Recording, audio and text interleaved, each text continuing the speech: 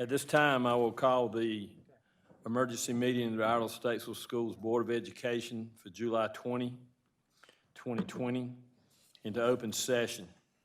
This meeting is for the board members to hear from our senior staff and principals about plans to open school for the 2021 school year as required by general statutes on the 17th of August.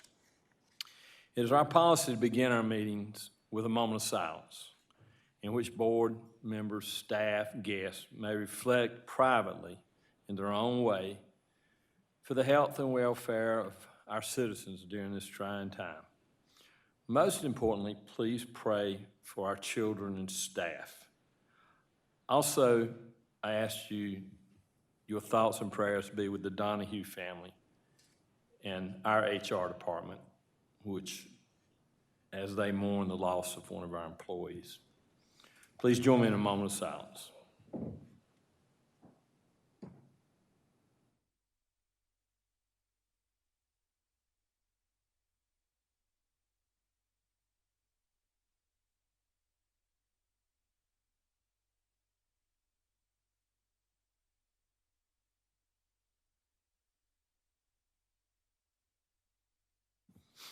Thank you. Please stand and join us with the Pledge of Allegiance. I pledge allegiance to the flag of the United States of America, to the republic for which it stands, one nation, under God, indivisible, with liberty and justice for all.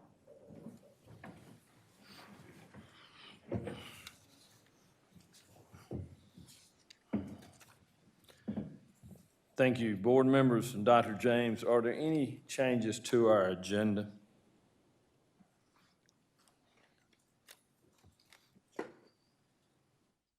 If not, the chair would entertain a motion to approve the agenda. Second, Mr. Chairman. Got a motion and a second to approve the agenda. Any discussion? All in favor, aye. Aye. Opposed, no. Carries unanimously. Thank you very much. This time we'll begin our discussion of the back-to-school plans for all of our schools. And I'm going to let Dr. James, Ms. Cooper, and Jonathan Ribbick start. Dr. James, we'll let you get started here. I got one. Thank you, Chairman Page. First and foremost, these are trying times for all of us. If you'd asked us months ago, we'd be facing COVID-19 and the plans we're trying to put together and weather this storm. I'm not sure we could have told you we had foreseen this or had been prepared for it, but there's been months of preparation into starting school in the fall. A lot of hard work, a lot of thought, and of course, trying to stay within the guidelines that our governor has issued for us. I know the board and myself have probably fielded several hundred emails, telephone calls since last week, and at the heart of every educator is providing the best possible education for every child.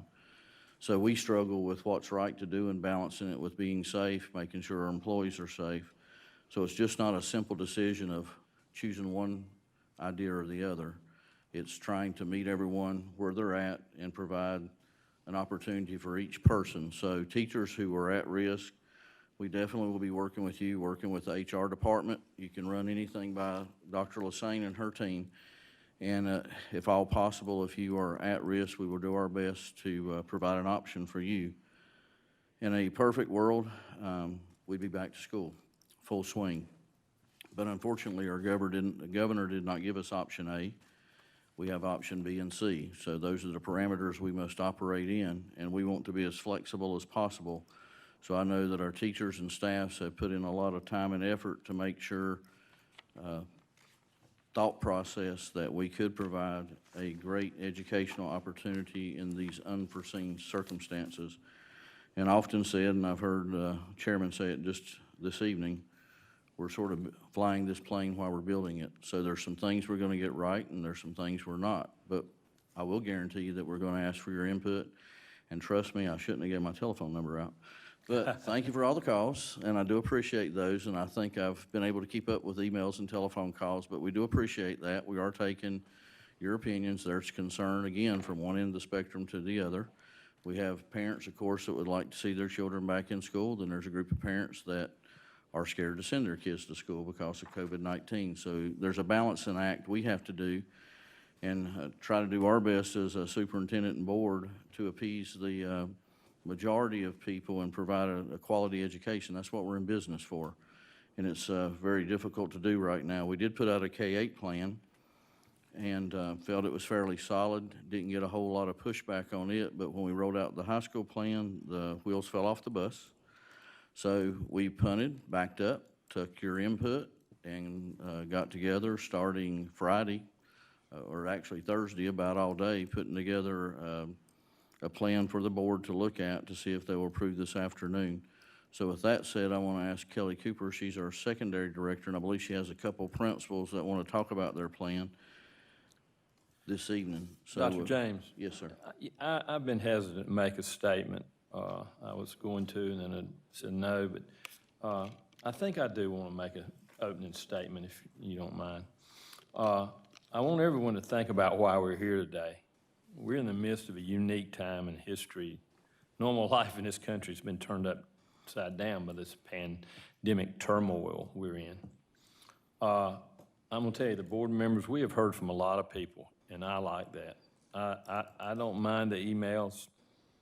I don't mind the phone calls, except for after 9 o'clock, but I can just turn my phone off. And some have demanded we open schools as usual. Our county commissioners are getting requests to defund the school system. There are legislators in Raleigh that are looking at ways to defund the school system if we aren't in school every day. Others are telling us there's no way we're sending our children back to school. Our survey showed 87.8% of the parents want to send their children back to school. Others say our child will not wear a mask, and you had better not try to make them. On the other hand, we've got parents that's demanding everyone wear a mask. The one common denominator in our parents is they tell us what they feel is best for their child, and that's exactly what they should do. Because as a parent, our children are the most important thing that we have. We've heard from teachers and staff that want to go back to school. They want to get back in there. Then we've heard from teachers and staff that don't feel comfortable going back to school and want to work virtually from home. We've even heard from some people that want us to ignore the government rules and go back like normal. But I can't even conceive the liability that would be involved in that, not to mention how quickly our funds would get cut off. The Board of Education's goal is to provide absolutely the best education we can for as many children as we can while maintaining safe teaching and learning environments. We feel education is essential. We wish we could go back to normal times, but let's face it, that's not possible right now. No matter how bad we want normalcy, we're not going to be able to have it. I also want to remind parents of big differences in elementary, middle, and high school. In elementary school, most parts teachers have their students all day long. K-3 class sizes are very small compared to many others. Then when we get to middle school, they do start to change class, but they're still in their grade level, and the children go mainly in groups from one to the other. It's much, much more complicated in our high schools. Some of our high schools have 4 blocks, then some of our classes are on A-B schedule at our high schools. Our classes at our high school have multiple grade levels. You've got classes that sophomores are with seniors, and the next class, the classes aren't very continuous. And many of our classes are offered at multiple times throughout the day. The options of high school scheduling also make the education requirements of safety very difficult. Many high school students take classes at other facilities, other schools, especially at Katz and at Mitchell College. This adds a lot of complexity. And each of our high schools, our early colleges and our traditional schools, are different in population and in facilities. Quite a challenge. We have 2 schools that are over capacity, Lake Norman and South Iredell. That even gives us a lot more challenges than the smaller high schools. I also want to let everybody know that the governor's requirement is no longer 50% capacity, but it instead is we must ensure each student is at least 6 feet away from any other person. In many of our classrooms, we're limited to about 40% capacity. So that has changed things. Also, the governor changed and now mandates that all students and staff wear masks. The board has sent our principals basically 11 broad statements, and I'm going to read those. We want to provide as much in-person educational opportunities as possible while following the government's safety requirements. The board wishes to have students that want to be in school to have every opportunity to be in school safely. The board would like for as much quality, real-time, live, virtual, and remote education for all students when they're not on our campus. We expect virtual and/or remote education to be as rigorous as face-to-face education, and we expect it to be graded as such. We expect to provide our staff to provide full-time, at-home, virtual, and remote learning opportunities for all students desiring this option. If your child does not want to come, if you do not want your child to come to school, we're going to provide you multiple virtual options. We also want these virtual courses to have as much real-time virtual content as possible. In other words, teachers Zooming with the kids or live Facebooking. And we want the total virtual programs to be as rigorous as our face-to-face programs and graded as such. We want to continue to provide our iAcademy for homeschool students. It's been a very successful program. We want to step that up as we expect more and more students going toward homeschooling. We want to provide as much hands-on education and cooperative opportunities for our career and technical courses as possible.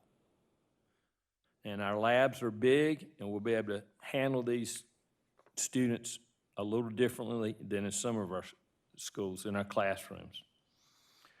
We want to make sure our schools are regularly and thoroughly cleaned and disinfected. And we want all safety measures to be met at the highest degree possible. We have already spent over $250,000 on PPEs, cleaning supplies, and disinfectant supplies. I read on Facebook just before coming here, someone saying the school system sat around all summer and hasn't done anything.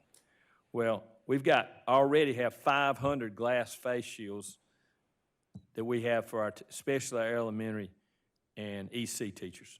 We've got masks. We've got $250,000 already. We've got this stuff in stock. Our departments have done a wonderful job on planning and getting the supplies in we need. We're still waiting for the governor's. He says he's sending supplies, but we've not seen his yet, but we're not going to wait on the governor or anybody else. Our system is being very, very proactive. We want to work with our staff members to make our classroom environment as safe as possible. We want to provide all necessary PPEs and disinfectant supplies to maintain a safe environment. We will work with our identified high-risk employees to provide an individualized work plan that protects you. We want to ensure our children's nutritional needs. We were feeding over 10,000 children a day back in the spring. We will continue to do that. We will have to set up dual feeding programs both at our schools and our community sites. And I can assure you our nutrition department will feed the children. The board also wants to ensure our students with special needs get the services they need. And we want this to include as much face-to-face instruction as desired and possible. We just approved 6 more nurses in our last meeting.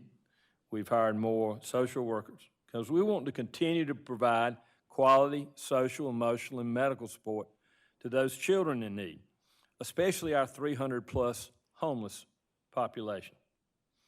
We also, and maybe one of the hardest things we will have to deal with, our staff, is providing necessary safe transportation as much as possible. We want every child to be able to get to school when they need to be at school. Now, I do want to mention our responsibilities as a board. And the board, I communicated with all of them Sunday, and we worked this out so we could express it today.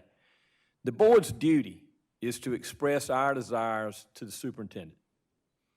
Then it's our responsibility to get the money necessary for staff and supplies, equipment to get the job done within our available budget. Now, the superintendent is to provide the leadership to senior staff and principals to develop plans and procedures necessary for the successful implementation.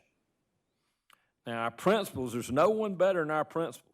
They know the staff, students, and facilities better than any of us do. Hopefully, working with their school improvement teams and teachers, they will create a detailed, unique plan for their school that provides a safe educational environment for both the students and teachers. Lastly, our teachers and all our support personnel, bus drivers, lunchroom ladies, TAs, they're going to do what they do best.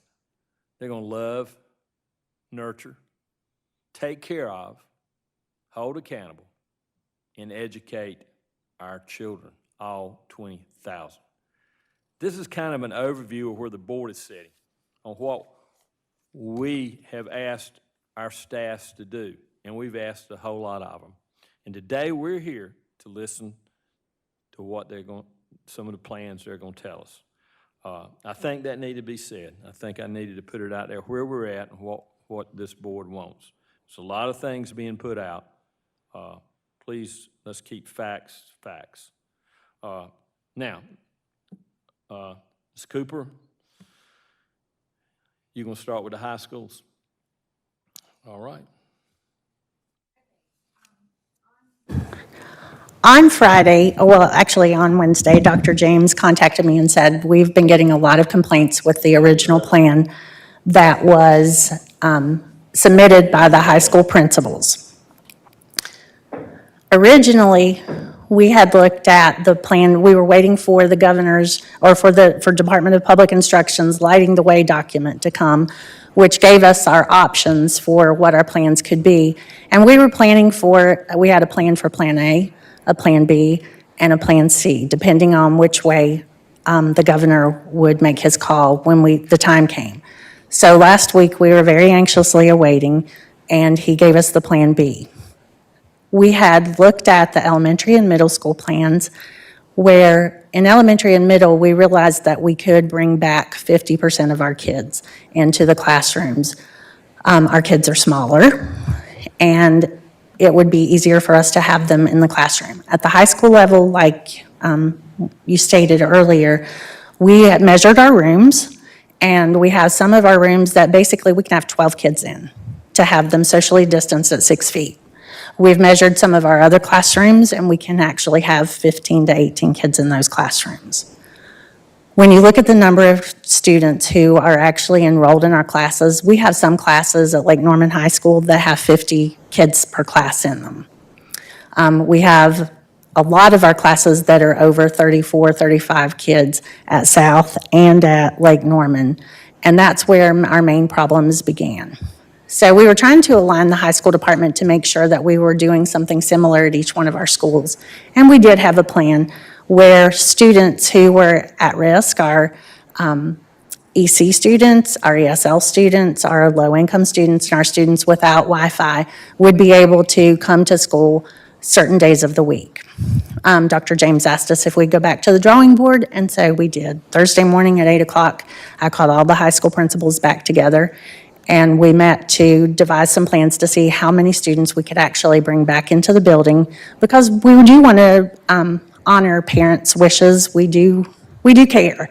And I guess that's one of the things I would like to point out today is that every one of the administrators at every one of our schools, we all started out as teachers. The reason we did that is because we love kids. I didn't set out to become an administrator. I don't think any of these fellows did. Somebody saw something that happened in my classroom and saw that it was good and said, you could make a bigger reach with kids. You're good for kids. And that's what happened with each one of these folks. We at some point had somebody tell us, you could make a bigger difference. So that's why we went into administration, not to make people miserable and not to be mean to children and to keep kids at home. We love our kids. I will tell you that my own husband tells me he knows the days that I spend in schools because I come home in a really good mood.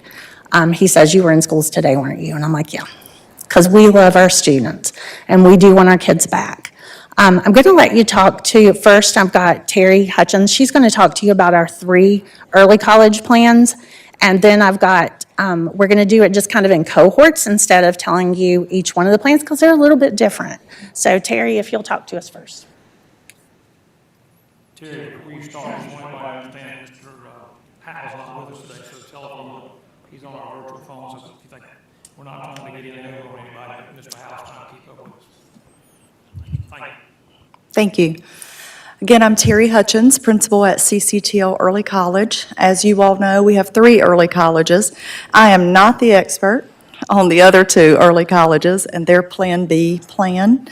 And to be quite candid, I was on vacation last week, and I'm swimming through all my emails and catching up. So what I can tell you, and if you need to hear from Ms. Eller and Mr. Wells, they are here also, is that we have surveyed our parents to speak on behalf of their students and have asked them the first question, do you want 100% virtual or do you want to be in the building as much as possible?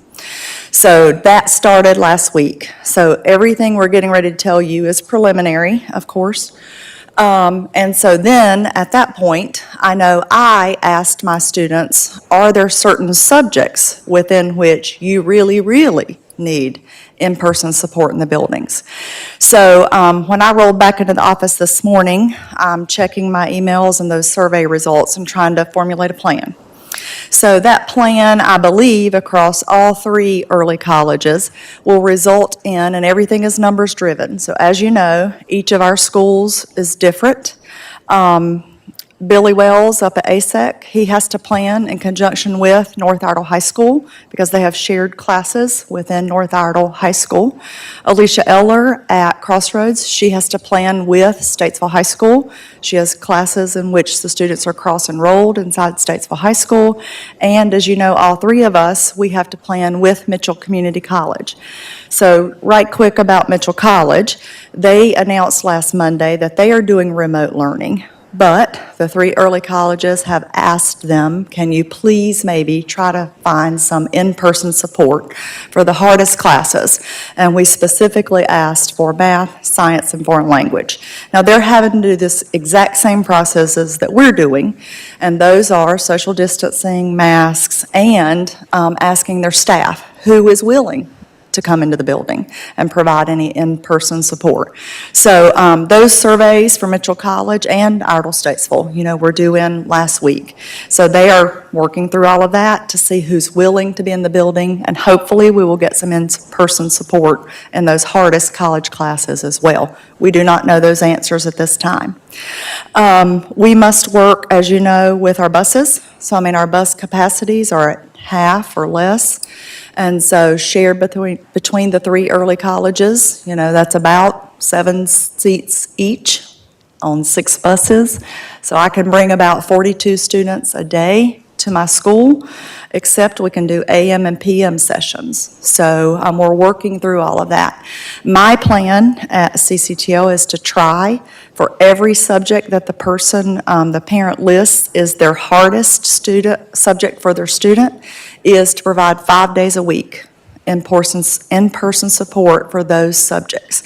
Do I know if that's possible yet? I don't, because I've got to figure out the numbers and what can work for everyone.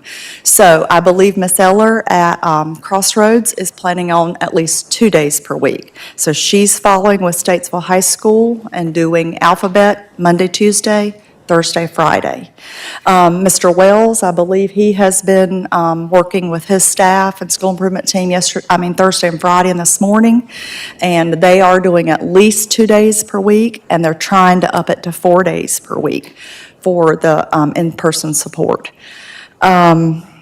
I've given you a sample of a schedule. I believe Billy Wells has also. I didn't have access to Ms. Ellers this morning, but you will see it's by blocks, just like block scheduling would be.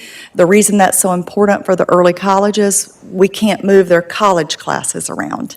So even though Mitchell College is doing remote learning, they are doing what we are doing, which is trying to have as much synchronous, live through Zoom, really Blackboard collaborate on their side, but anyway, live synchronous instruction at the same time of their class period. So we cannot move those college blocks around. We will try to cohort grade levels as best we can around college classes and around North Iredell classes and around Statesville High School classes. But that's where we are with the blocks.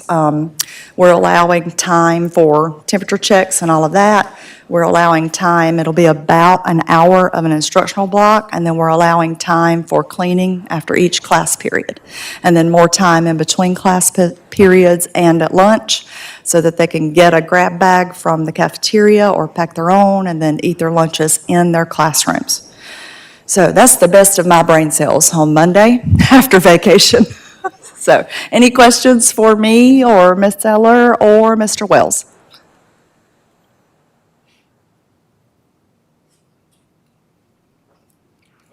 Yeah, thank you. We have, all the schedules have been sent to us electronically. I know I spent most of the weekend reading through them multiple times. I think most of the board did. Again, I saw so many questions, so many nuances that a lot of people just don't realize we have within our school system. Thank you. Okay, and next I've got Diana Jones from North Iredell High School, Chad Parker from Statesville High School, and Ellen Gaither is on vacation from West Iredell High School. I worked with these three principals on Friday, and they've come up with very similar plans. The other part that I do want to mention is that we do plan to have synchronous instruction in all of our classes at all of our grade levels. We realized that back in the spring when we went to remote learning, I've got to tell you that it was pretty much like drinking from a fire hydrant for a lot of our teachers. Most of our teachers are just like me. They were classically trained, and we were trained to teach kids in the building face-to-face. So when people say that our teachers haven't been working, a lot of our teachers have sent me emails saying this is the hardest they've ever worked in their lifetime, trying to get plans together and to get things ready to be able to Zoom and to meet. It's been very difficult. We've tried to provide as much support as we can. Our coaches have even worked on the weekends to offer sessions for our teachers to prepare them. And I will tell you that all summer long, these guys and our department, we've been working every single day. We've met pretty much every single day online in the mornings, and then we've met weekly as grade level groups to hash out our plans. So we do want our teachers to be on campus. We realize that teaching from home and having your babies at home with you has been very difficult. I have had some teachers tell me that over the spring, they had 3 children of their own who all had to be on Zoom. Mom and dad were both teachers who had to be on Zoom, and even the bandwidth in the house was an issue. So we're trying to work out different nuances with school partners, and so you'll hear a little bit more about some of those things as we go.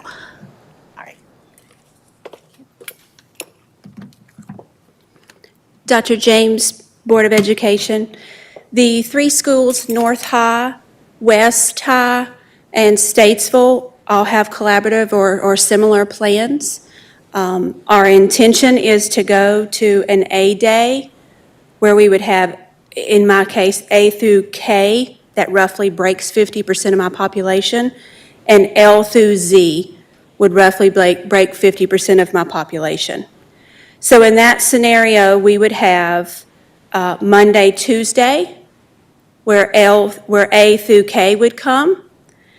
Wednesday, we plan on starting very beginning of September, where that will be for targeted assistance, and that will also be for my internet situations, several situations for academics, and I'll cover that in just a minute. I have some numbers for that.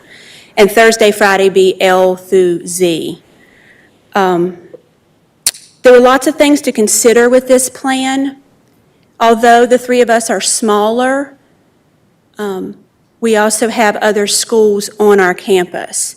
So in order to be able to meet the needs in terms of a classroom and 6 foot apart, we have to allot so many of those classrooms or so many of those spots to the early college that's on our campus as well. We also have to make sure that our lunches stagger far enough apart that we can make that work with the 6 foot apart.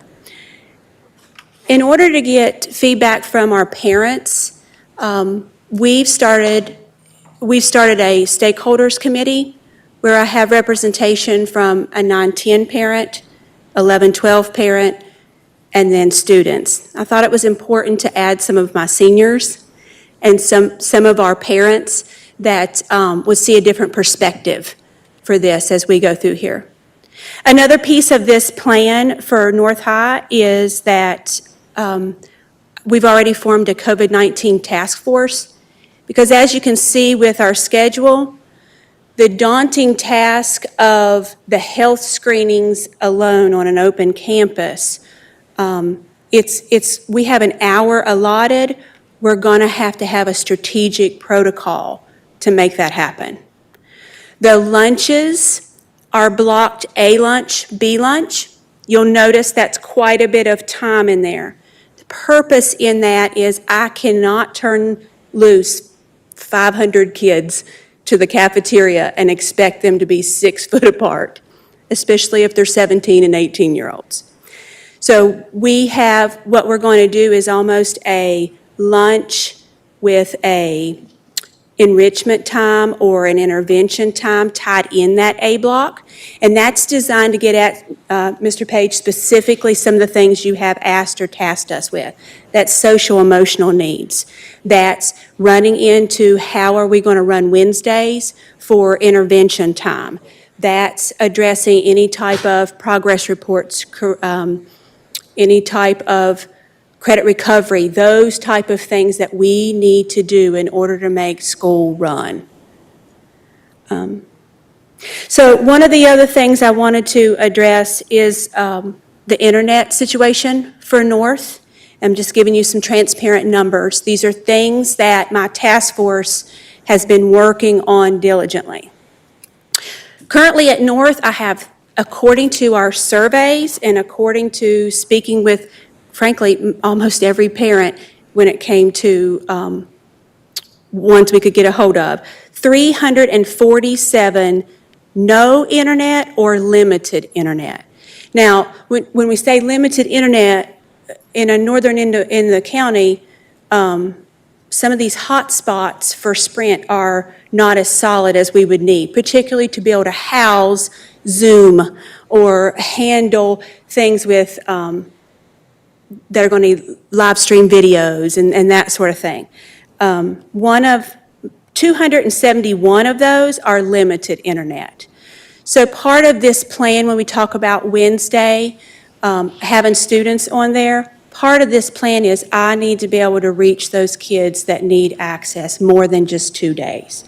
So while trying to maintain 6 foot apart, social distancing, I will need to be bringing on campus on Wednesdays in addition to their 2 days, quite a bit of my students that have limited or no internet access.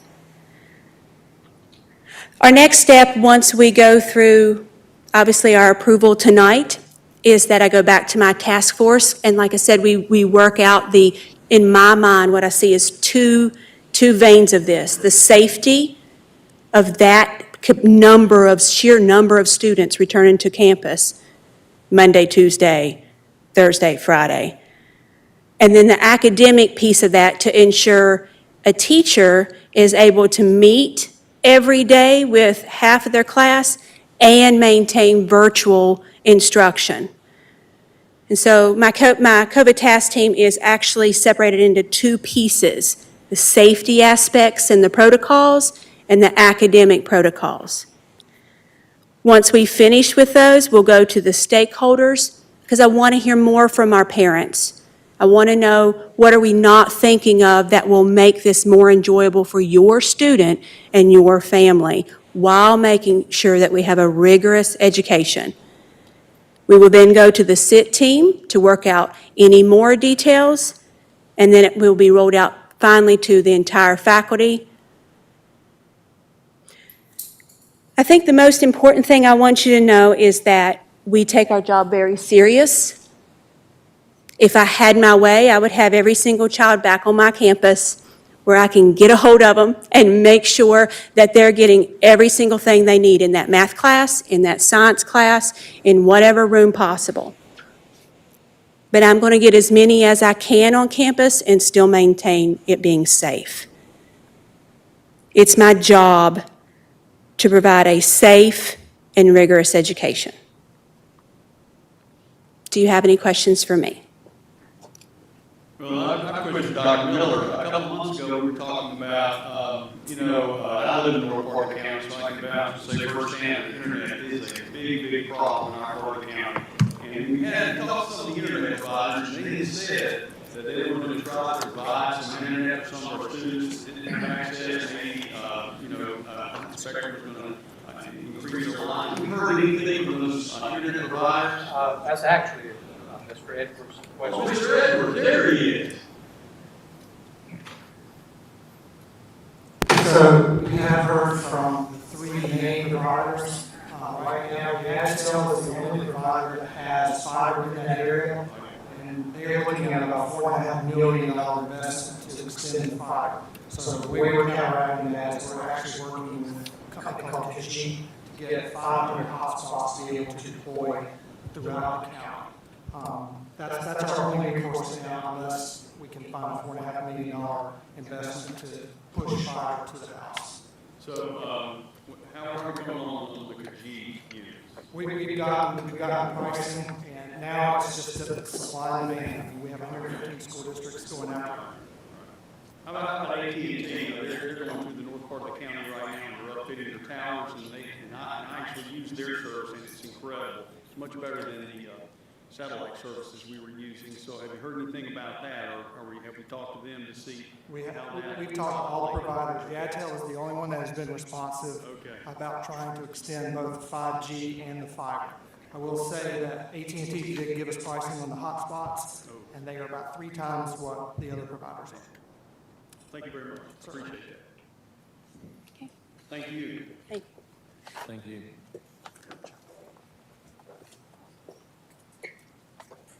And so the plans she presented are basically the exact same for Statesville High School and West Iredell High School. Okay, the next is, I'm going to ask Tim Ivy and Keith Gentle to come. Their schools are a lot larger, and this is where our sticking points come in, and these guys have really tried to work very hard to come up with a plan that will get as many kids on campus as possible and to be able to provide targeted support where needed.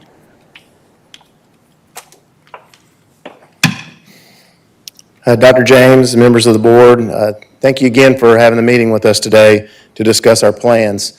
As Ms. Cooper announced, there are several challenges that go along with having the size of students that we have at South Iredell and at Lake Norman. And I'm not going to speak for Keith Gentle because even though we both have large schools, they both have their own caveats and own situations that come into play.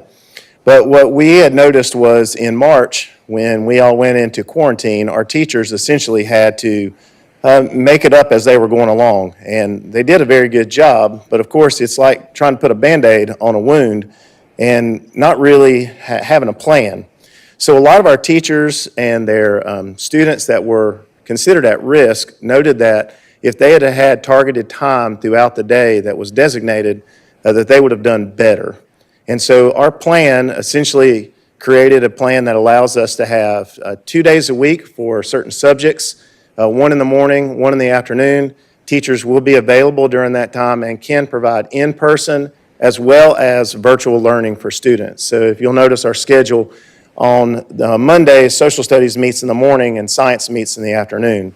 Then that flip-flops on Thursday. You'll see that science is then in the morning and social studies then comes on Friday in the afternoon. So students can flex their schedules as needed, but they're allowed to get help with any subject that they have. Teachers can invite students to come into the building for hands-on experiences like science labs, CTE, JRTC, PE environments, arts. Those are all available there for them to do. And those parents who don't want their students in the building and want to have a complete virtual environment are also afforded the same resources, but in a virtual way. So our plan, we felt, provided us, or our stakeholders, with the opportunity for them to have, in-person and remote access, as well as help with the learning that'll be going on with those online modules. We are planning, if this plan is approved, to go with weekly modules where parents will be able to look on the Canvas, see what's going on with regularly intervals for grades to all be updated so that it is very succinct and predictable, not like what they might have experienced. You had mentioned it being as rigorous as it is in face-to-face instruction, and that is what we're planning on trying to produce. We came to this plan not because we wanted to have our kids out of the building. If any of you know me and the type of principal I am, I love kids. I love kids so much I can't stand not to be around them. During the summer, some of the loneliest moments of my life, I tell people all the time, the schoolhouse is not really a schoolhouse without students. It seems like an empty, just shell of not what it's supposed to be. And so I long for our kids to come back, very much so.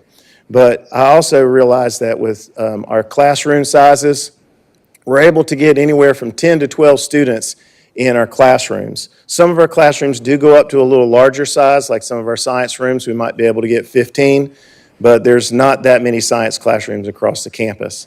So in our virtual with in-person targeted support plan, we also have internet access areas for students to be able to come to campus. We're planning on using our cafeteria as well as our Performing Arts Center for students who need internet access if that's an issue with their home. To do that, we're also planning on running shuttle stops with the 14 buses that are on our campus so that students who need help and transportation will be able to provide that in a predictable way if this is approved. Now, as far as where we came to this, it did start with being able to divide the numbers. If you divide our population in half, it's roughly 800 students, which is just shy under somewhat of the other high schools are. And being able to provide 800 students with screening in the mornings to get through is going to take us about 2 hours, and that's with 4 screening stations manned. And so we've crunched that math, and that's if we're at optimal efficiency on that, and nobody says no to any of the questions or has a temperature. And so by the time we do get all the students in the class with a 2-cohort plan, it does create some issues. That plan and the 2-cohort plan is also with our A-Day, B-Day classes, with our International Baccalaureate program, would allow students to only see their teachers 1 time a week because in a 2-cohort plan, they're there for 2 days. So they go to A-Day on Monday and B-Day on Tuesday. And so that population of students, which juggles 8 classes, would only see their teachers 1 time a week. So again, those are some of the reasons why we went to proposing that we would come up with this in-person plan. We would be able to do a 3-cohort plan, but it would cause us to end up, again, students would only see their teacher 1 day a week. We could do a 4-cohort plan, but that's going to have some definite impact on our International Baccalaureate program scheduling, and we would have to essentially go back and maybe come up with a different idea. They may have to run what they call skinny blocks, which is 45-minute blocks, and that's if we can get them into the building after we've screened them all. But I've broken down all that data, and I provided you guys with all this, and it gives you what we felt like were the strengths and what were the barriers for each of the plans. I'm going to let Keith Gentle discuss his plan with you at this time. Well, Dr. James, members of the board, first of all, I want to thank Mr. Ivey. He did a great job. And a lot of our scheduling and components are similar. What I think everybody, principals especially, knew with Plan B, if this was what was going to come to fruition, it creates the most logistical challenges of any of the plans. When you start going down, like people want to say, rabbit holes of all the scenarios, it gets very overwhelming, very challenging. So I know a lot of principals have spent a lot of sleepless nights just trying to think about this, because at the heart of it is, yes, we're educators. We want our kids in the building. We want to do that. I've been in education for 32 years. I know how to do that. I know how to do that very well. This is a little bit different. So I kind of look at it as a scale. So you've got health and safety over here, and you got education. And so in Plan B, when you tip the scale one way, it changes things. So the more people you have, the less you're able to guarantee health and safety. So we're charged with certain requirements that we have to do, which is maintain that 6 feet of social distancing.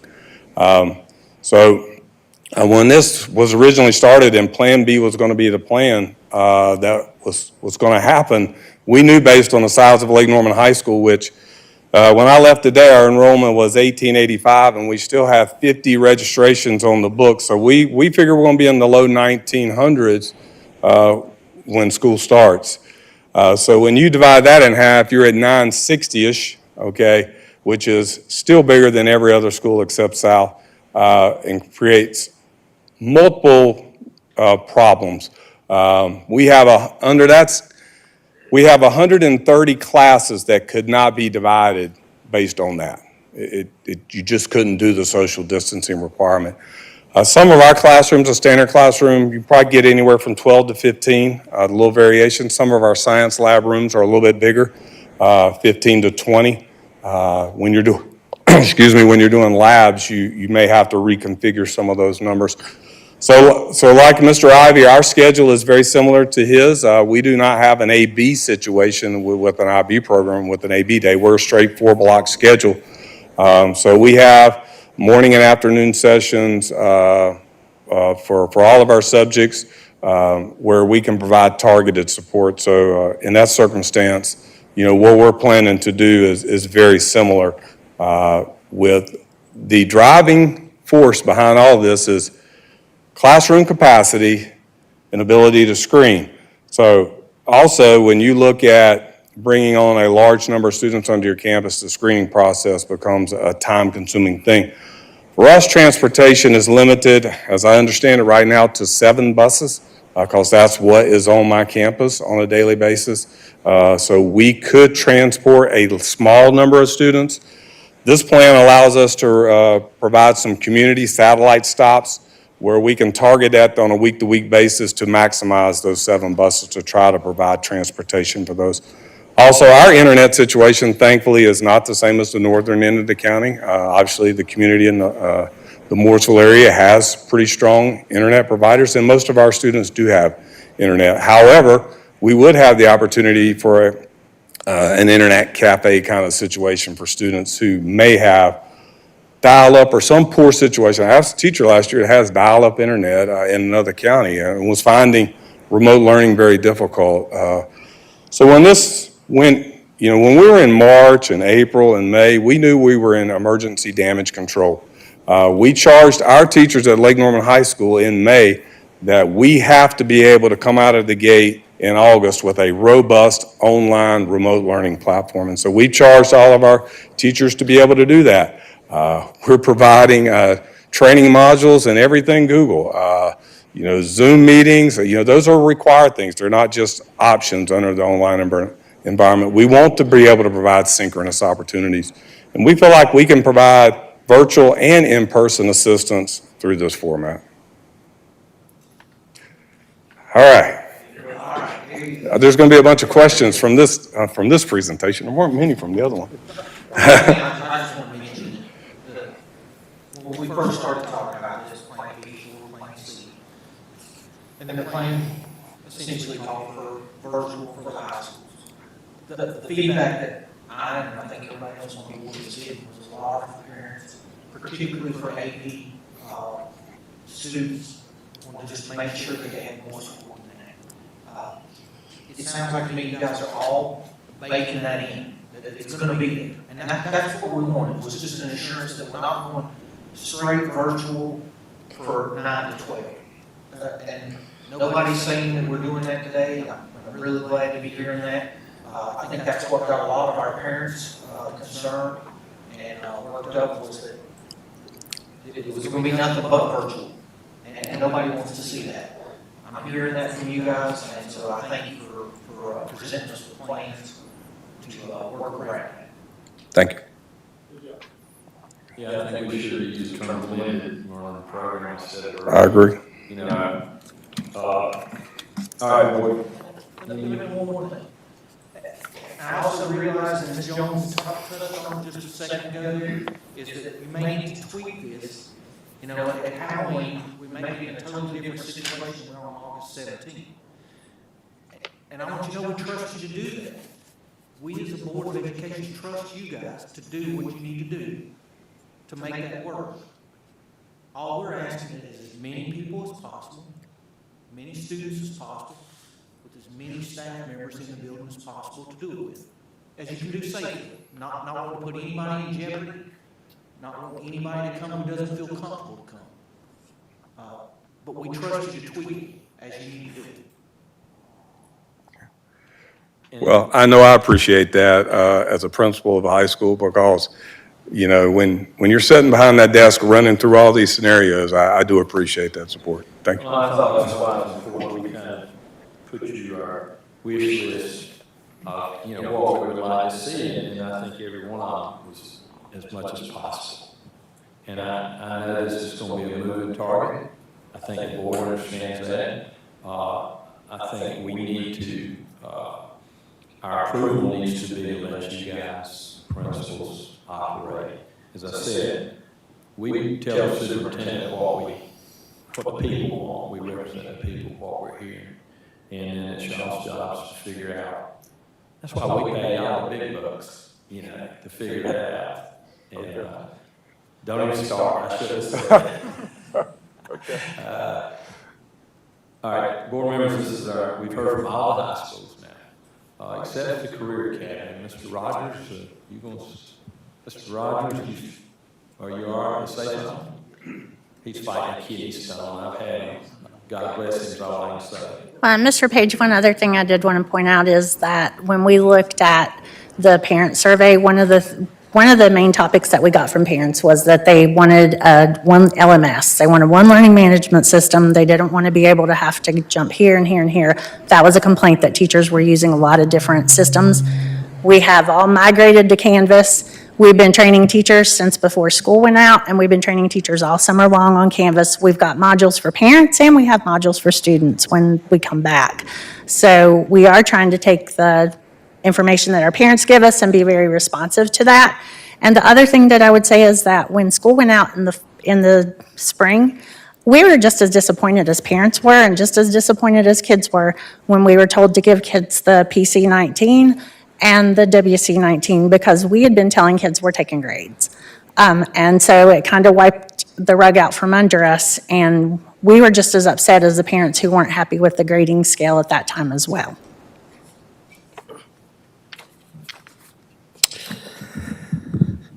Chairman Page, member of the school board, Dr. James. We at the Career Academy, we really have no interest in virtual learning, but we know we're going to have to do some of it for students who choose not to come. Our plan calls for basically pretty much the same schedule that we have been doing all year, with the exception of starting out at 50%. We think, when it's all said and done, that we will be able to bring back all of our students that are enrolled. But we're going to start at bringing them back at 50%. The unknown is we don't know exactly who's coming back. Our classrooms are large enough that we can social distance. Our classes are small enough for us to be able to do that. For an example, to me, it would not make sense to split my nursing fundamentals class when the state says we can only have 10. So some of our programs will come with full capacity depending on the program and depending on the classroom. Right now, we're scheduled to have face-to-face 4 days. We're going to take a look at it and see what happens. We may be able to do Wednesday, bring in our students. Now, that's the CTE part of it, but this school has the OCS program, the EC program, and we're planning on using the same schedule for OCS. Nothing will change with our academy. When this hit, everybody was scrambling around, trying to figure out what to do. And we've been doing it for about 8 years, online learning. So as far as the academy, it just kept clicking along as usual. We feel very good. I met with my leadership team this morning, and we feel pretty good about being able to social distance, check temperature, and get these students in here. Here's the interesting thing. We teach nursing fundamentals. Well, the hospitals didn't close down because of this epidemic. And these students are being trained for this type of work. And if we don't train them, then you're going to see the results when you go to the doctor. There won't be a nurse there.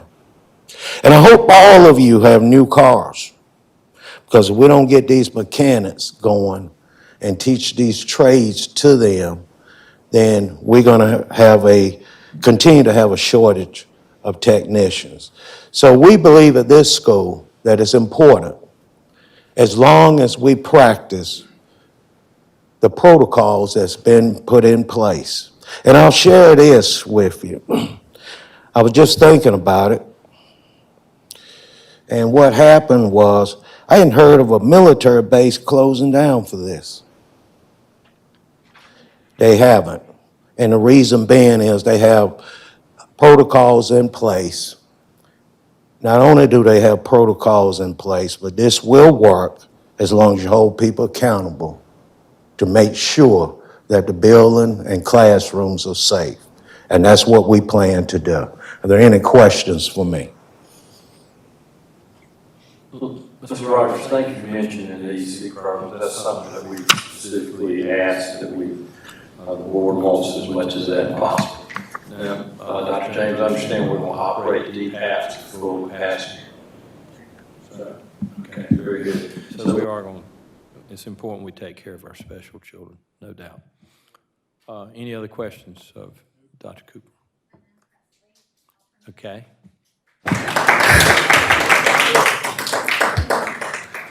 We also have Presley Alternative School, which will be operating on a Monday, Tuesday, Thursday, Friday with 100% capacity for all the kids K-12, with Wednesday being a deep cleaning day and targeted support, which will be by invitation only for special needs populations such as EC, ESL, group home kids, foster care, and mental health. So Presley is ready to roll with 100% with that deep cleaning day as well.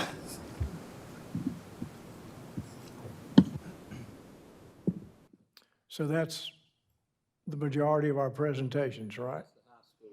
That's the high school. That's the high school. We're going to hear very briefly from our elementary and middle. Do you want to make a comment now or hear from them? Let me hear from them first. Okay.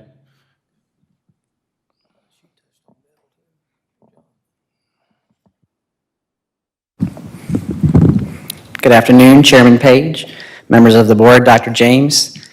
So for our elementary plan is aligned to our secondary middle school plan is what was shared at the committee of the whole meeting last week, where we will be dividing students into two cohorts. One cohort will come on Monday, Tuesdays, the second one on Thursday, Fridays, with the cleaning day being on Wednesdays.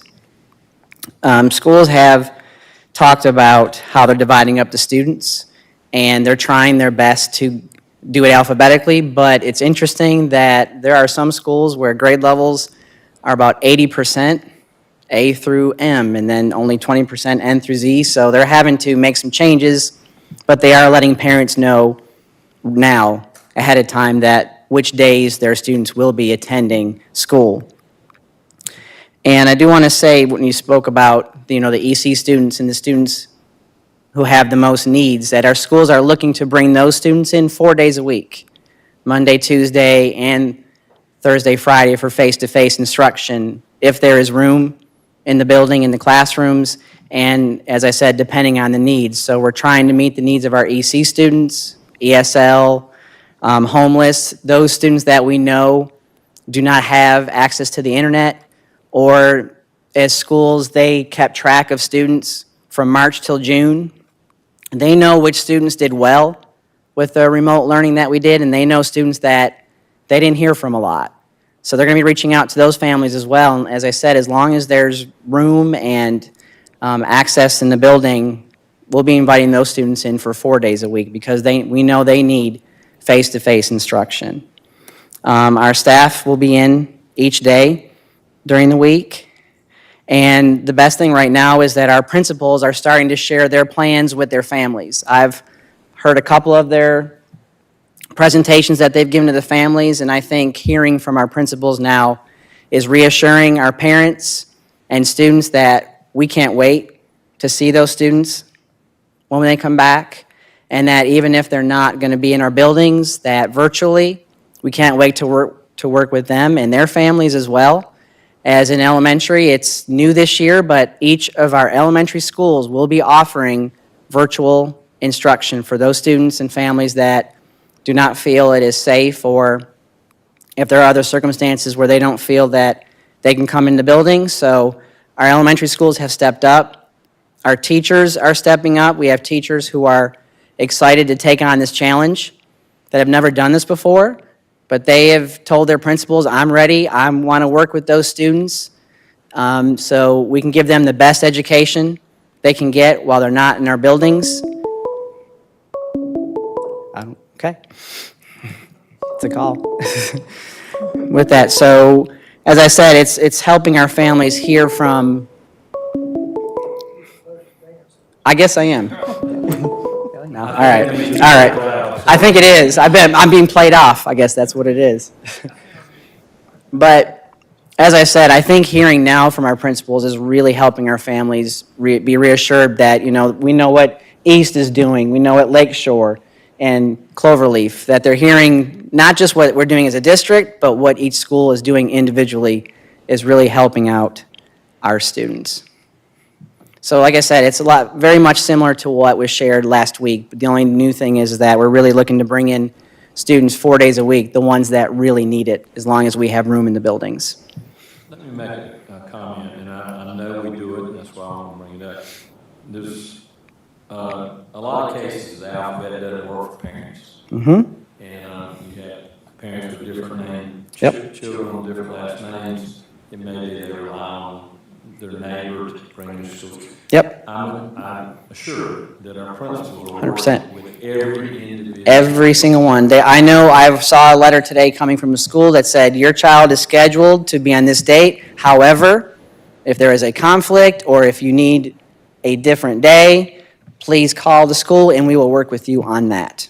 And that's what the board wants to hear. We want to hear that we're providing every Yes. opportunity to work with our parents as individually as we can, and to give them virtual, real-time, That's it. whatever. So I just want to throw that out there. Yes, sir, and that's what we're doing.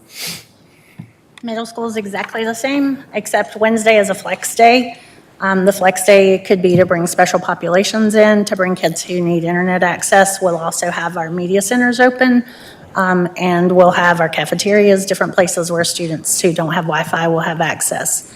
The only other thing that I would say is that when we're talking about our kiddos with virtual ISS, we've been doing virtual ISS now for 6+ years.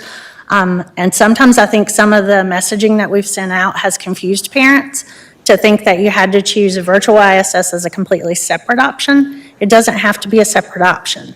Your kids can be 100% virtual in your home school. That's where we want you to be. We want you to stay. If your student is a student at Lakeshore Middle and you want them to be 100% virtual, great, we can do it. If your student is at South Iredell High School and you want them to be 100% virtual and still be a student at South Iredell High School, great, we can do it. Just talk with your school. They'll make that happen. We will provide, there's no system around that provides the options our state school's been providing for years. And I do think it will get confused. And I understand Dr. James, we're bringing in some telepresence classrooms where the children will actually be on a computer screen at home and on TV or computer screen in the classroom, and they'll be live and they can interact with the other children. So, we have 10 pilot rooms that are in the process of being set up, and Dr. Miller is looking at doing more training rooms, so trying to get that process. The company already has the equipment in hand and ready to start installing as soon as we give them a purchase order. And there'll be a pilot at 2 of our schools, and, there'll be a learning process, there'll be no flame flying while we're building it. So once we get it kicked and looked, we'll be back to the board and, talk to you about moving forward and doing that in, majority of the classrooms. I think that is one of the most exciting things I've seen, is we'll be able to be live on television in your own room, at home and in the classroom. So I'm very proud of everything everybody's done. Our teams have worked very, very hard to make sure we've got what we need and policies and plans in place. Dr. Miller has been purchasing all sorts of cleaning supplies. We're getting, 5 or 6 of the electrostatic blowers. So that you see on TV where they're fogging the entire room.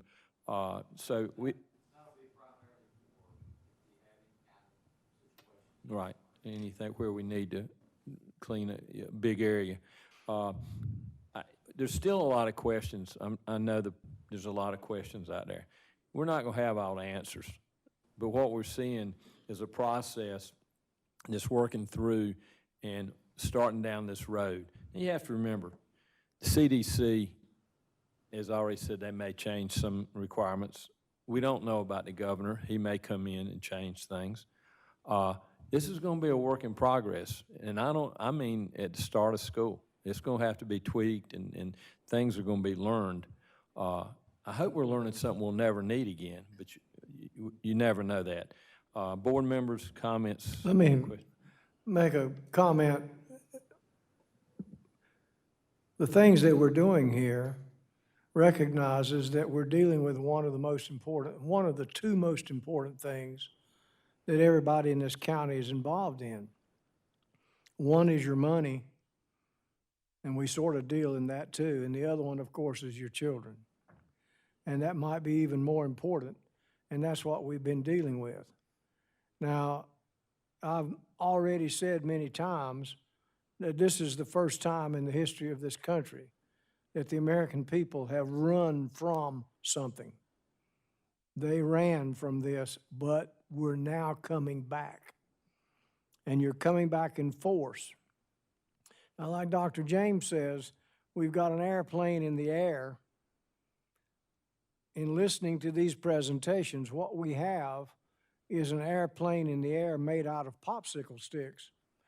And we have provided, I'm not sure we have provided, but each principal has his own little tube of glue that he has to work, or he or she has to work with to put that plan together. And they're working on that. And the plans that are in place right now, and has been alluded to many times already, you're going to have at least 17 dozen ways in which you're going to have to tweak that plan. Somebody said by September, October, probably by the end of the first week, you're going to have to come back in and, oh, wait a minute, this is what we thought we were going to be doing, but we really need to be doing so-and-so. And everybody on this board, I would think, I in person, and I will have to ask them, we're in favor of that. I think we have the best staff ever, and I know we have a great staff. We have the best staff in the state. The principals are great, the staff that they have are good, and they're in place to do the right thing for the students that they have. And every single individual here has a not totally different, but a different scenario. These campuses are almost as different as they are night and day. And what you're responsible for is different on that campus.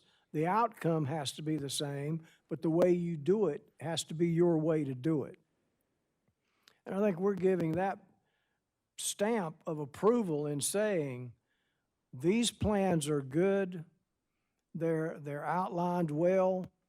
I appreciate all the time and the effort that has been going into this.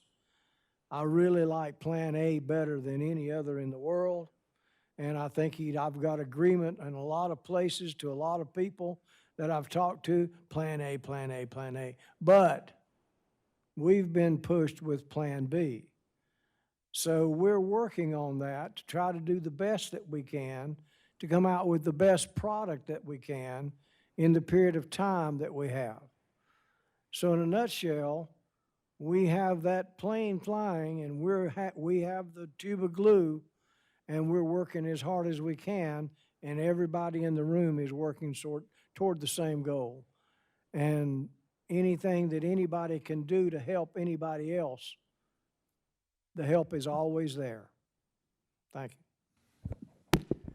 Mr. Chairman, I just want to second that personally, I was hoping that the governor was going to select Plan A, but he didn't. But under the circumstances, I think that, our staff, our superintendent, our principals, our teachers, our classified staff are all doing the very best they can to satisfy this mandate that's been given to us, even though most of us don't agree with us. And I want the public to remember that everybody they heard from today said the same thing, that we want our students in the classroom. But now we're also tasked with a safety issue that we have to deal with. And and I tell you, I don't know that any of you that are out there watching realize the countless hours that the Board of Education, the superintendent, these principals, our teachers, our classified staff are putting into this to try to come together with a plan that works, our administrative staff. And I think they've done a great job. Again, I want every student in the classroom every day. I don't know how we can do that short of something legal, but I think that may be impractical at this point. But again, I just want to, I salute the people that work for this system and the effort that they've extended to try to come up with something. Now, in the spring, I've heard a lot of people talk about, they didn't think we did a great job responding to what happened, but what you have to realize is that we just had a matter of days to put something in place in the spring. We've had some time to think about this. We've got some incredibly bright people working in this system, and I think they've done an excellent job of putting together a program now that will, again, even though it's not what we want, it will adhere to the governor's directive. So I'm thankful for every parent. I appreciate your input. We've all gotten hundreds of emails this week, and whether we agree with it or not, we are so glad. I really like getting those emails because, if I don't know how you feel or what you think, I can't make decisions up here for you. So thank you for that. So anyway, that being said, I think we're going to make a decision. It's not going to make everybody happy, but it's going to give us a starting point. And remember this like Chairman Martin said, this is going to be a moving target. I promise you that in 2 or 3 months, this is probably not going to look like it is today. And again, it's an evolution, and we're just, as a school system, trying to do the very best job that we can to educate our kids and keep our kids safe.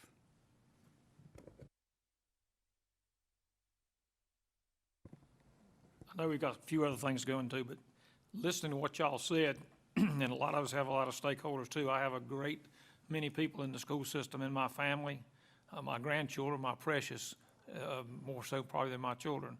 But I always read the article. I think Swindell's the one that wrote it. And y'all probably read it because you're educated people, most of you. And if you're not educated, you probably read it too. But it says your attitude determines your altitude.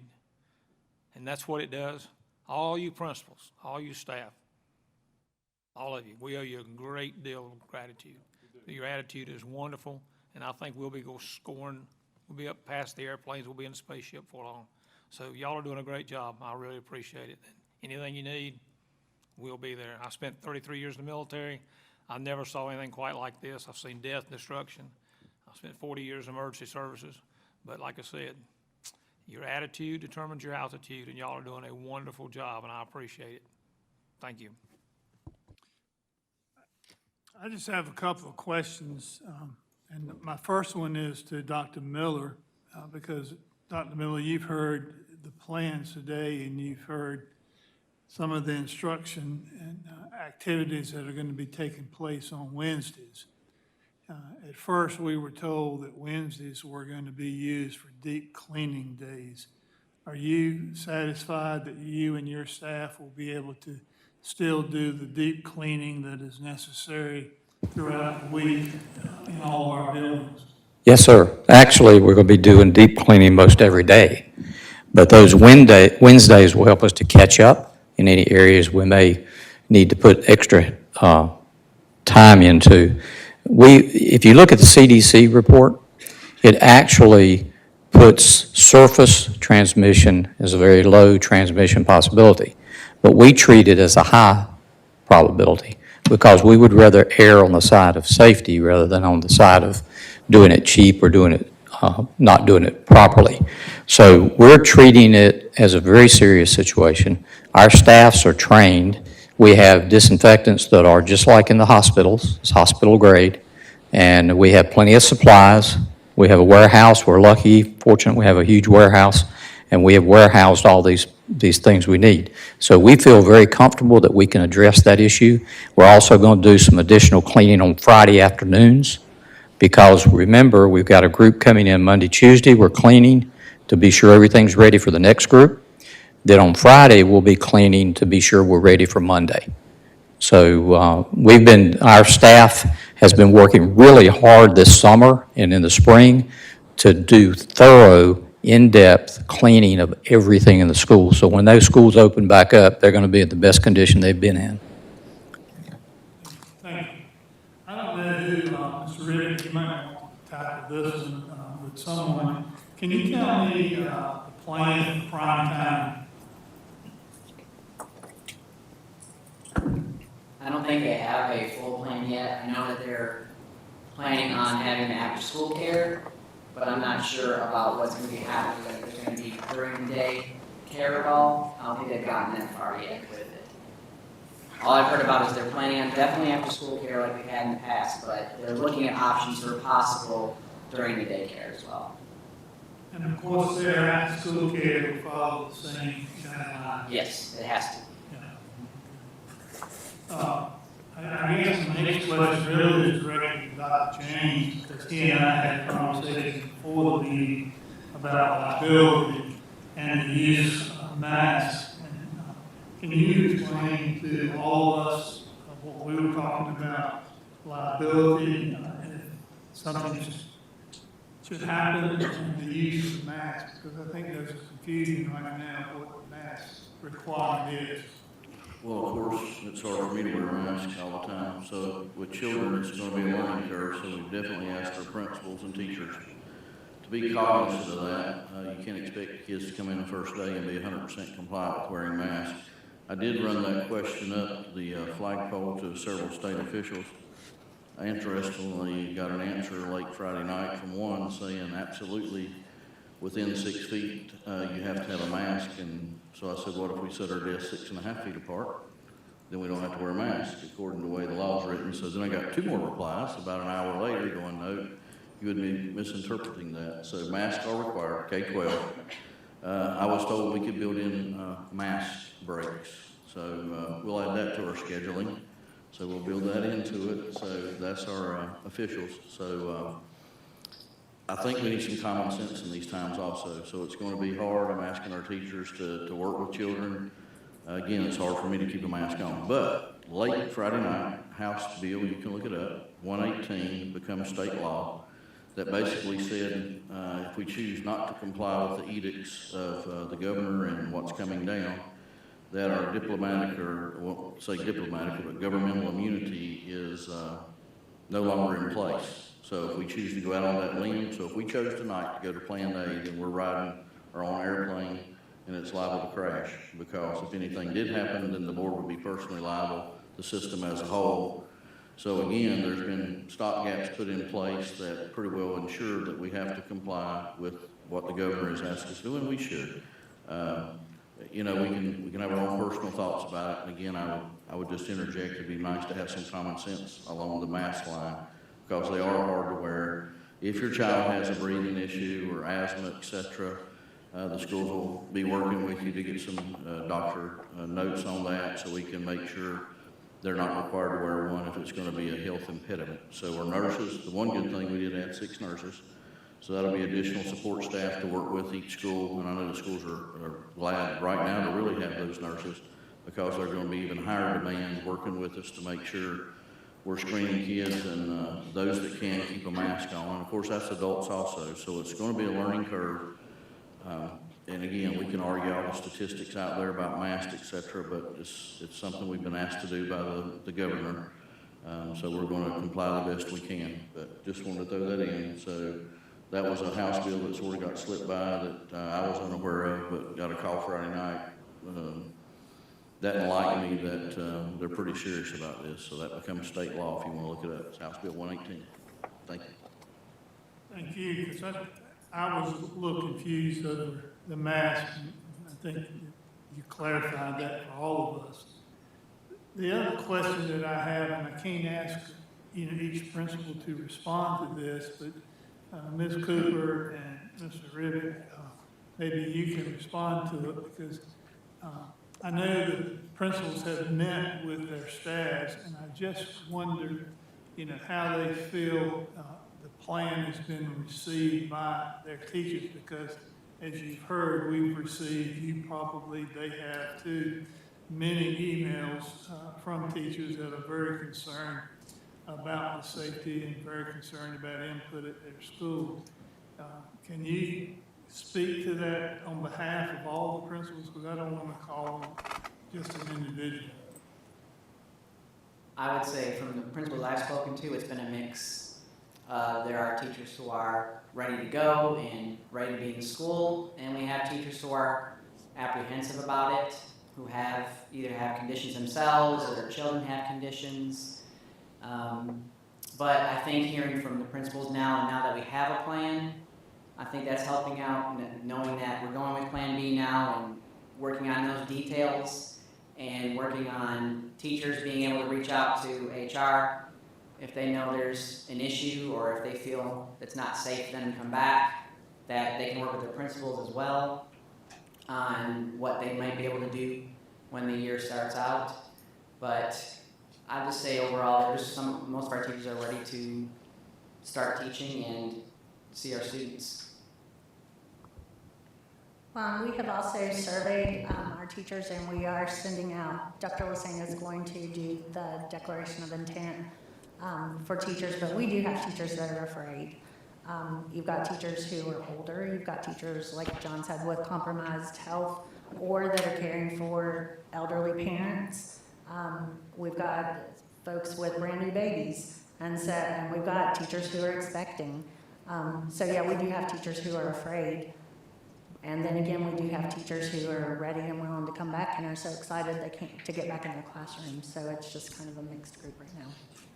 I would like to add quickly also, I expect that to change. When we opened our survey, you can notice a difference in the trend in the responses towards the beginning of the survey, and then how it even changed during the course of that survey being open.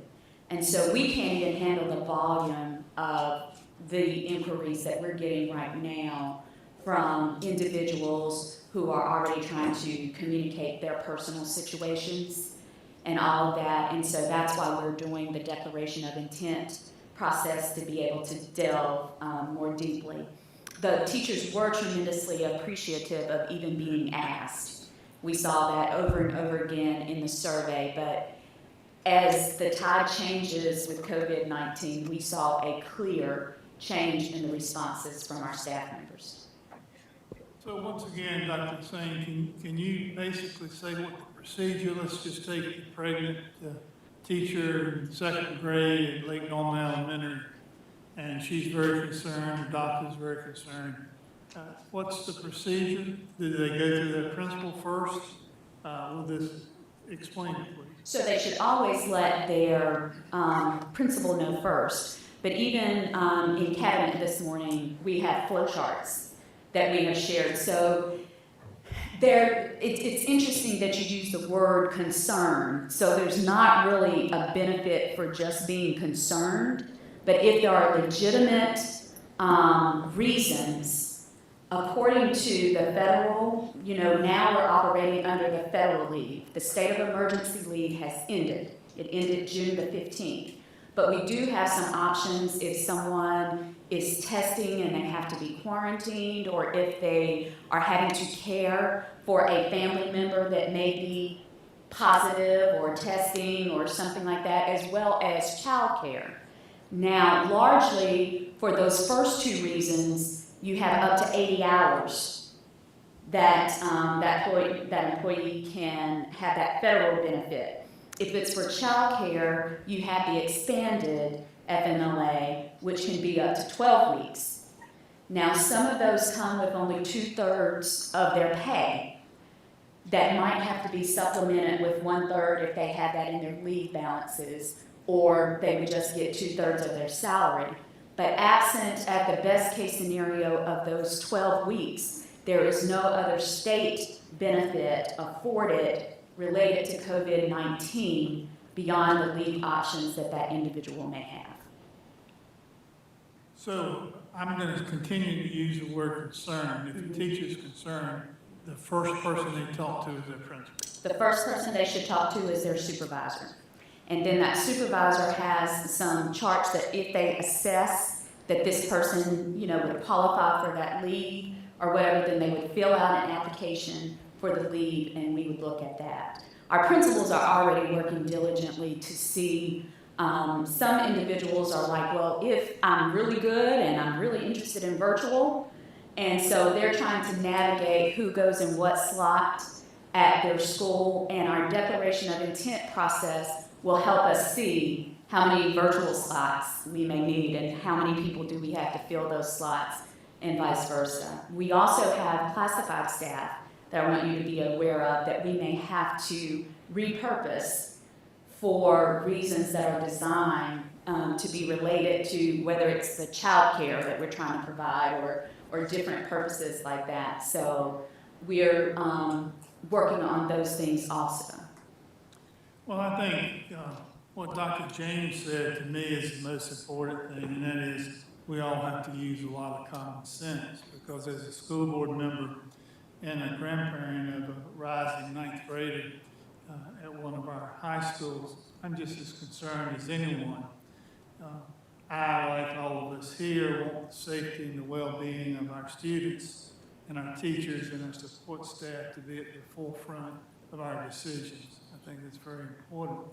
I personally disagree with some of the plans that have been presented today, but as a former high school principal for 17 years, I'll defer to the well-thought-out plans of the principals and their staffs. And I just want to make sure that the staff members have participated in this decision-making process. That's very important to me, and I feel like that they have, and I hope that continues. So, I feel comfortable that the principals and teachers, the support staff, they will do everything possible to provide a safe learning environment for our students. I also know, just as it has been mentioned, we might be here 2 weeks from now doing a totally different revamp with a different plan. So, we'll all keep that in mind, because this is a very difficult time for all of us. So I thank all of you in the audience and those that aren't here for the plans that you presented to us. Thank you. Mr. Chairman, I just had one more thing, a couple more things I wanted to mention. Number one, a lot of the parents that had contacted me, this is going to be this Plan B scenario has created a big hardship on their families. Their kids are going to be in school a couple of days a week, and then the other 3 days, particularly in a situation where there's two working parents, so it's going to be really, really tough. I'm hoping that we're working on some kind of child care scenario to try to help those parents. That's why I think one of the board members asked about prime time. The other situation that I was made aware of this week that I hadn't really thought about, my wife's an elementary school teacher. She's a career educator, and we don't have any small children. Our kids are all grown, but there are many teachers that have small children, and those teachers that are their kids are in school only 2 days a week, and that teacher has to be there that entire week. what is she going to do with her children, or him? What are they going to do with those children the rest of that week? So Dr. Lassane, can you tell me if we have a plan in place to try to address the need that our teachers have in that respect? Well, I think we're going to have to look at varied options for that. Number one, what I just mentioned, the expanded FMLA is focused on childcare. That 12, now that only covers 12 weeks, and we may be focused on this a lot longer. The good thing about the expanded FMLA is that can be used intermittently. So that scenario that you paint, if it's they're teaching 2 days a week and they only need that child care 1 day or 3 days or something along those lines, it does not have to be consecutive use for that leave. We have also talked about a prime time-like option for employees. There are many corporate entities that have benefits for their employees where they provide some fraction of childcare available. Now, prime time has lots of other issues that we have to be mindful of related to licensing and different things like that, so we would probably have to create something a little different. And we've even discussed going back and looking at our policies and practices regarding, well, what if that child has to come to school, okay, during those days? What might that look like, and how might that impact everything that we have going on? And so we don't have a finalized answer, but what we are trying to do is expand our creativity as much as we can, because we understand the realities of those concerns, and if we're going to be successful in our approach, we have to address that piece. Okay, I'd like to respond saying 2 things. Number one, I want the public and everybody here to remember that the governor gave us this edict last Wednesday. And here we are today in this meeting. So again, all of our staff has been working around the clock in a very short period of time to try to put something together. And again, there's no way that everybody's going to be happy. The second thing that I would like to respond and say is that with regard to leave, people, teachers taking leave, now we've got a pool of students who don't have a teacher. And I understand, I've already been told that it's going to be, we're thinking there's going to be a problem getting substitutes. So how are we going to handle those students that if their teacher does take that leave? And I know the principals are already discussing many of those options. In some cases, we're going to have to look at what those class sizes look like. That's just the reality of it. But keep in mind that currently one of our biggest challenges that we're trying to advocate for in my HR world is currently there is no waiver for the K-3 class size enrollment. And so while we can look at some more flexibility for 12, just contingent upon what the particular class setup is like. Right now, that class size restriction for K-3 is something that I think is going to greatly impact exactly what you're talking about there. We are trying our best to shore up our sub numbers as much as possible, but even bringing subs into the organization, there's a whole new level of induction that we are having to address to provide those subs for COVID-19 realities. So we're trying to get as many as we can, but we are concerned about having enough subs to cover our worst case scenario of what we would need with potential leave options based on the responses that we are assessing from the survey. Thank you, Dr. Lassane. One more point I'd like to make, and there's just so many elements of this that many people don't know about, and like just having to wear masks. My wife's an elementary educator, and working with letter-sound relationships. How do you teach a kid wearing masks?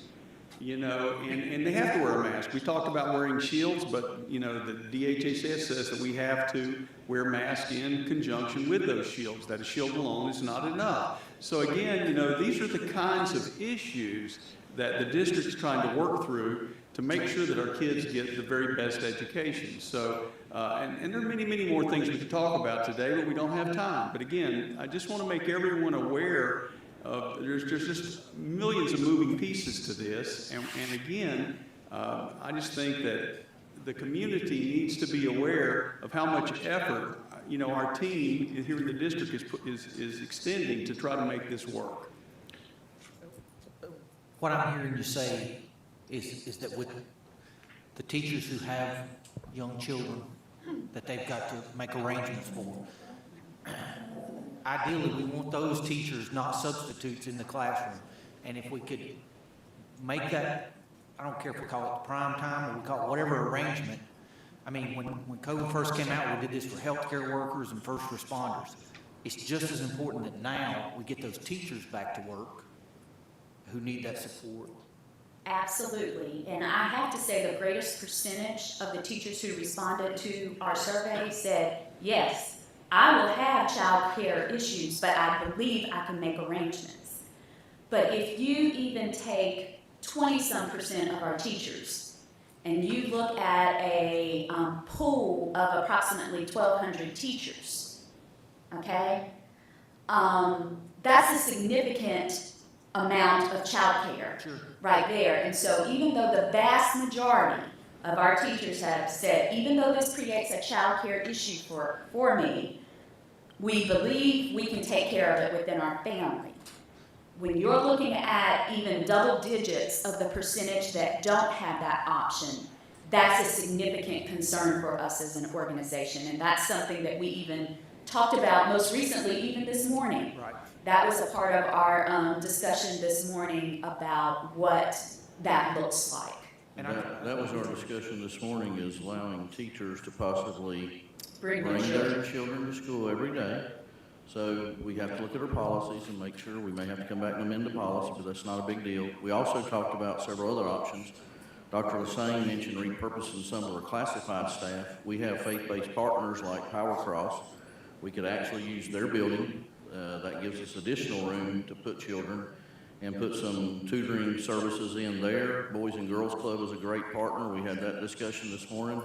We had looked for another faith-based partner or community partner up towards the northern end, so we could have some satellite operations, so that would help with child care. So we had those discussions this morning, so that was part of the plan we weren't building at the time. So Right. now we are. And I would like to add, I just have to for the record, because this is something we've discussed as an HR team. While I know we're talking about teachers right now, we also have those same child care issues for custodians, for bus drivers, for all of our employees. And so looking at that across the organization is a high priority in being able to execute this successfully. Mr. Chairman, I have a couple other questions, one from Mr. Armstrong, and I would like to know how athletics and these schedules will blend together. And maybe not only just athletics, but all extracurricular activity, band, et cetera. Yeah, Mr. Kennington, currently, the High School Athletic Association and the Department of Public Instruction has not publicly said, but our start date for official practices has been moved from August 1 to September 1st. So one of the considerations that we will have to make is what that will look like beginning on September 1st. And what I've heard is that if we do play fall sports, it'll be an abbreviated schedule, no more than, say, 7 football games.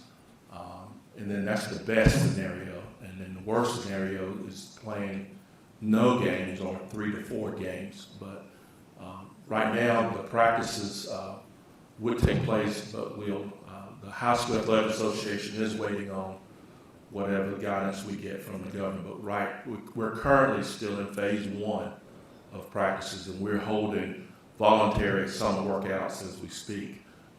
And every high school is participating at this moment, and one of our middle schools is participating. And some of those protocols for that summer workout are? Yeah, socially distancing. We screen all of our athletes before they get out of their cars in the morning. As they drive in, their temperature checks. They're asked a series of screening questions every morning. And there are no more than, when we're indoors, there are no more than 9 athletes with that coach. And if we're outdoors, there's no more than 24 athletes with a coach. So when we start school, I assume that morning workout becomes an afternoon workout, and it becomes a 5-day workout. What will be the protocols for the afternoon workouts? It would not change, but one of the things that would help us is that our athletes would already be screened, because they're going to have to be screened when they come in that morning. But that could be tricky also, because you could come in the morning and be fine, and then have a fever by 4 o'clock. But we haven't had no one's asked that question yet. But right now, I would say I would rather continue what we're already doing. I would rather you do the same. Yes, sir. My final question is to Dr. James or someone else maybe, but God forbid, we have someone get COVID-19 in school. What's the protocol for the student and or the staff that gets it?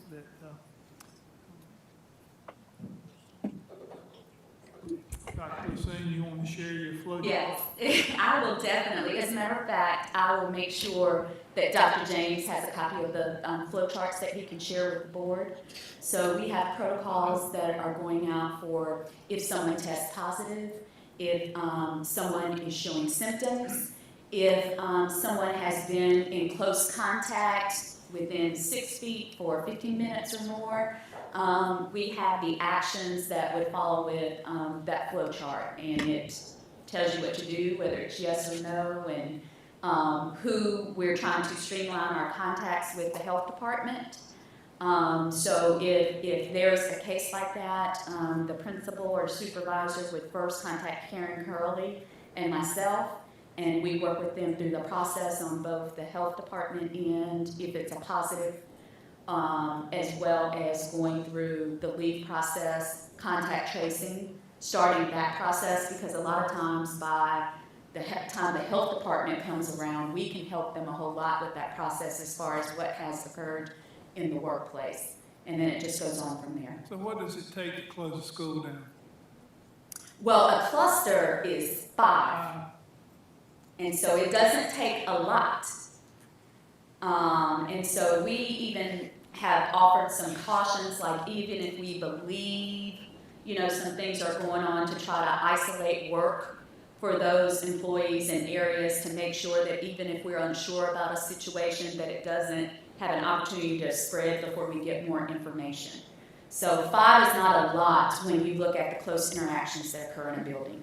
So when we get 5, I guess, Ms. Cooper, Ms. Ribbit, and we close down school, then we would go to 100% virtual learning at that point in time. Is that correct? Those schools would have to, yes. Thank you. Okay, board members, other comments or questions?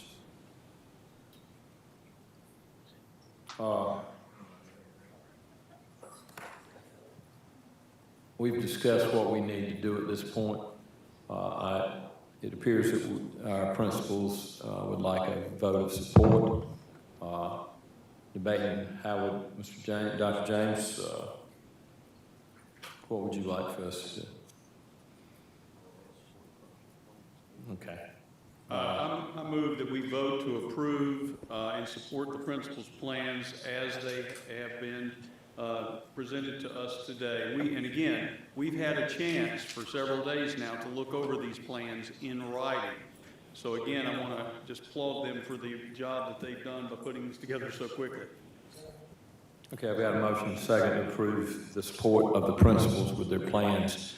Do we need to add some leeway for them to tweak their plans in your motion, sir? Do we want? Yeah, okay. Can I reframe that? Or can I add to it? We can have an amendment.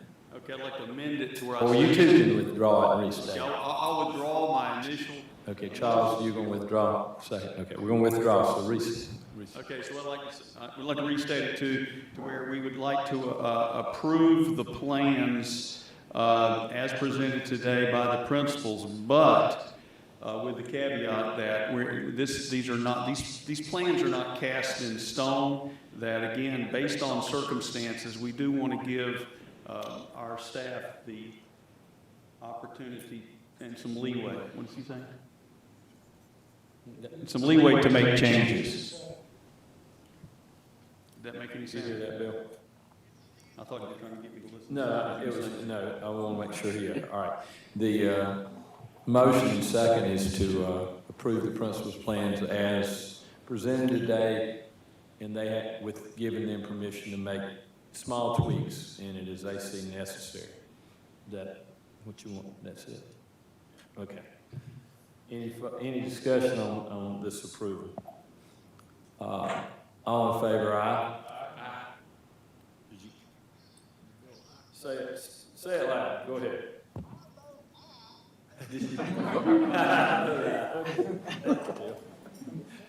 Hang on. All right, so that is unanimous vote. Order, President. Hang on. Oh, you didn't ask if there's any. Oh, and all those opposed, no. Now it's unanimous. Did I get everybody's vote? Saying everybody vote. Okay, everybody vote. It's unanimous, okay. I thought I'd heard everybody. So, President, you have our blessings. Move forward, protect our staff, and our students. But let's see what we can do this year to get as much education as possible out there.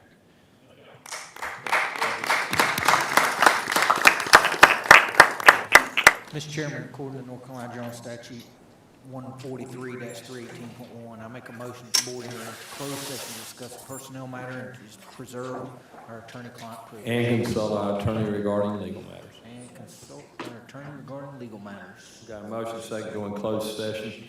Before we do, I'd like to notify the press that there will be no votes when we come back out. We're just going in to discuss things. So there'll be no votes when we come back. All in favor, aye? Aye. Opposed, no. Carries unanimously. The board will now go into closed session. Thank you, everybody, for coming. We love to see you.